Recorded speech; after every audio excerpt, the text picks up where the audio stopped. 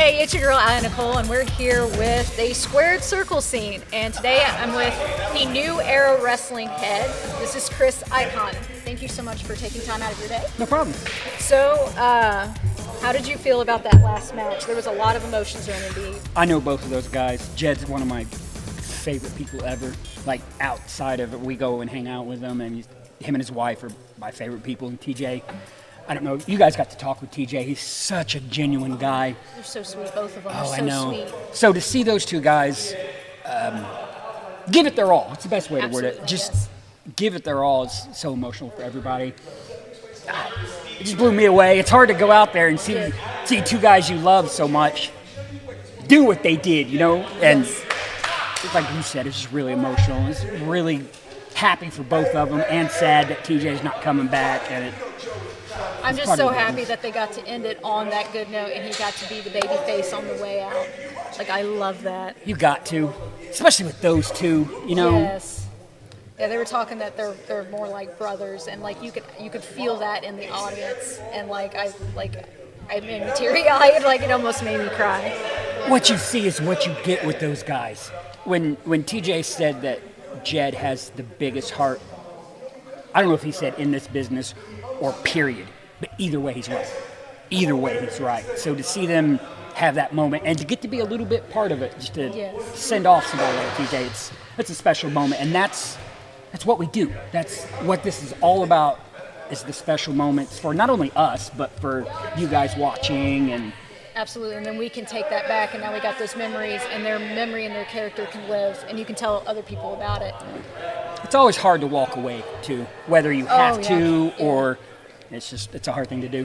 Especially with all the years that TJ had mentioned he had put in, I can't fathom the difficulty it is to walk away from something Came you back love. from a heart attack.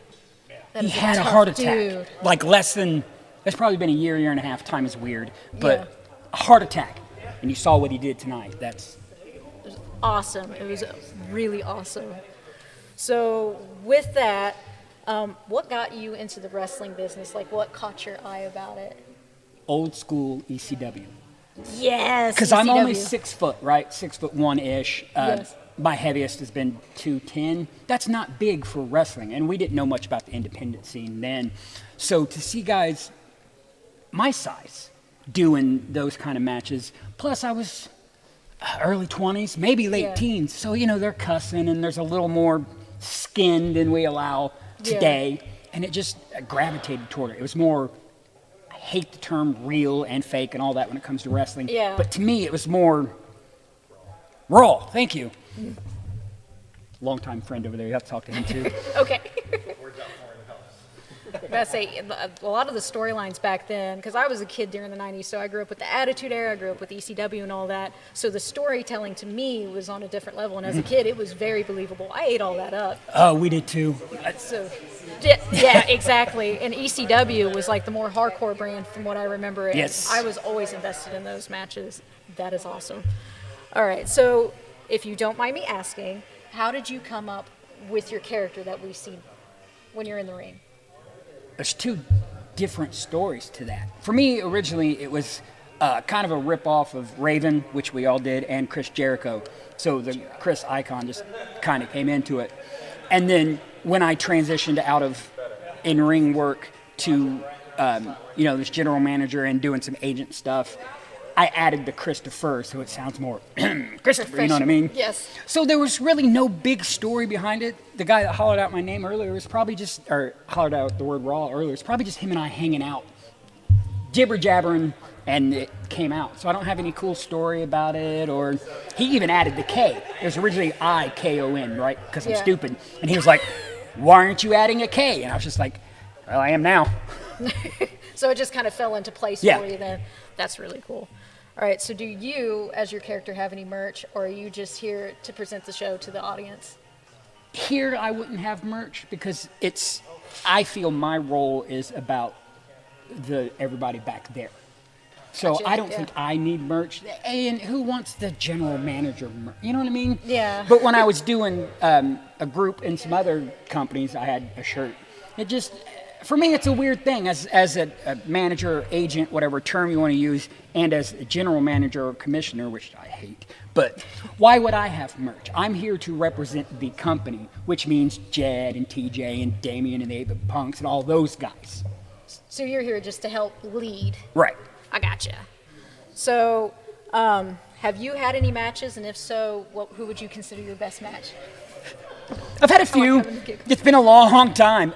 There was a guy, Rob Raymer, who was my favorite match way back in the day. We had a casket match, and I loved that. But I'm going to tell you right now, he did all the hard work because he was a bigger dude. And then a guy I mentioned a bunch of times who we started all this together, Damien Cole, him and I have worked together.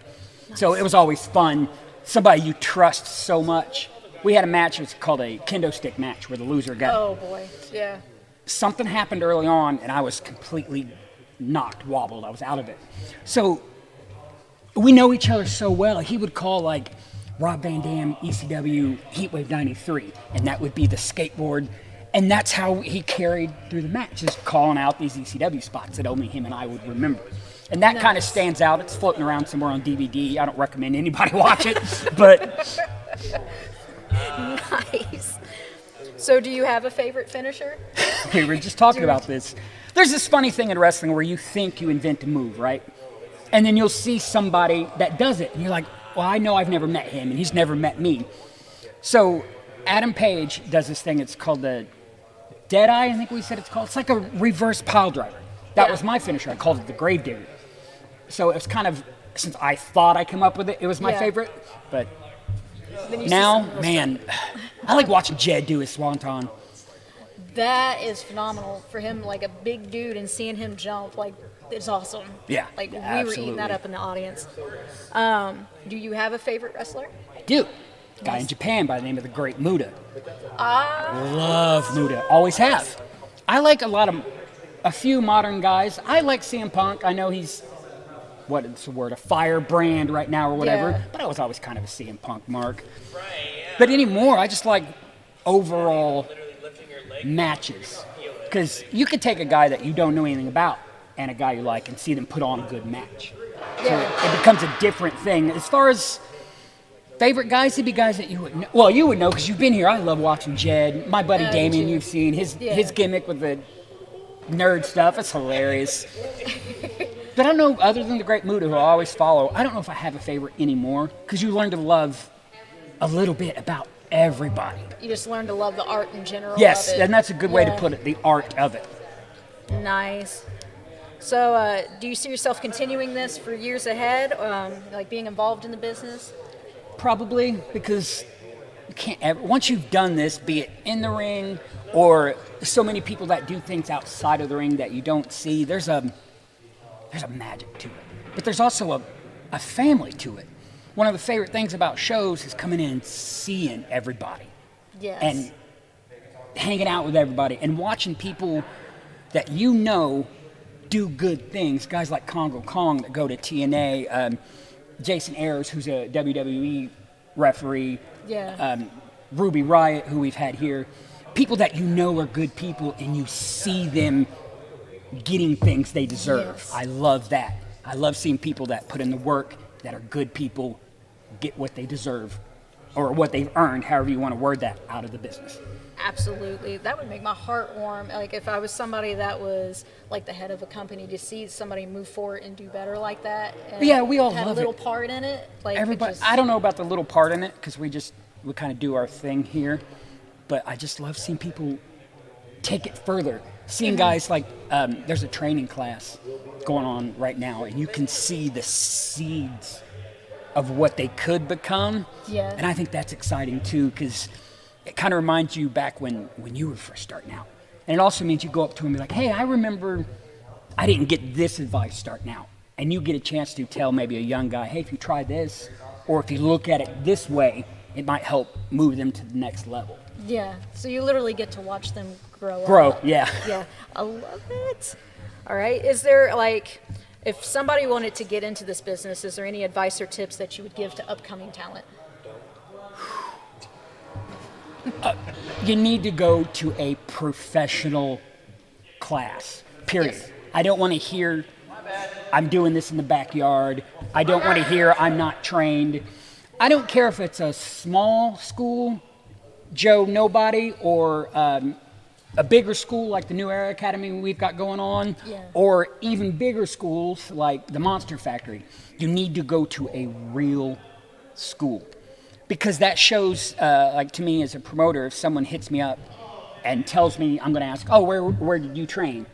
And if I see something like, well, I would know the New Era guys. If I see like, oh, with Danny Cage in the Monster Factory, you know that they went through the proper steps. So go and take at least one try so you can see that the work that goes into it.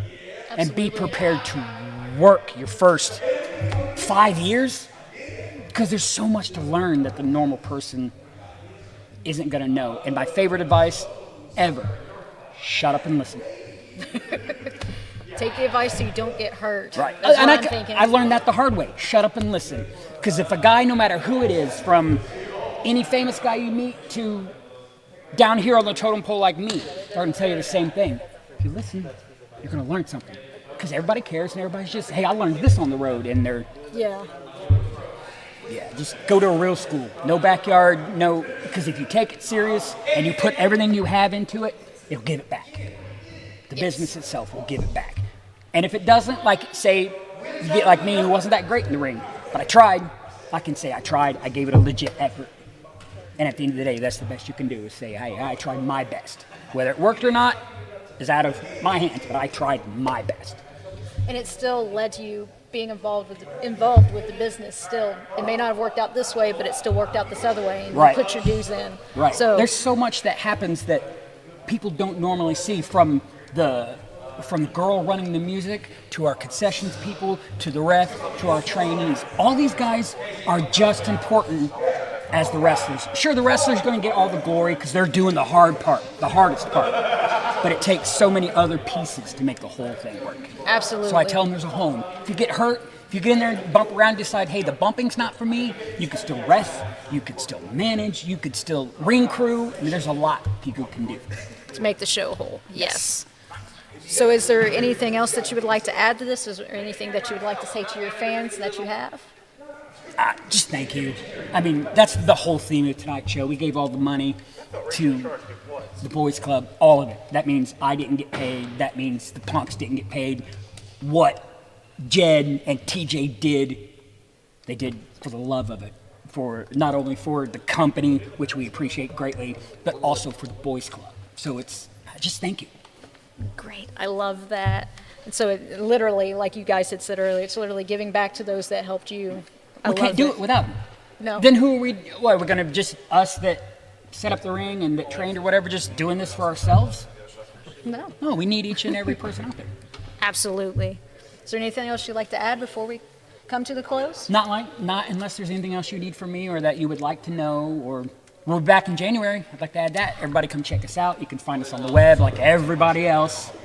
Cheap pop. If you'd like, you can throw out the link and everything if you'd like. It's New Era Wrestling on everything, on Instagram, on Facebook.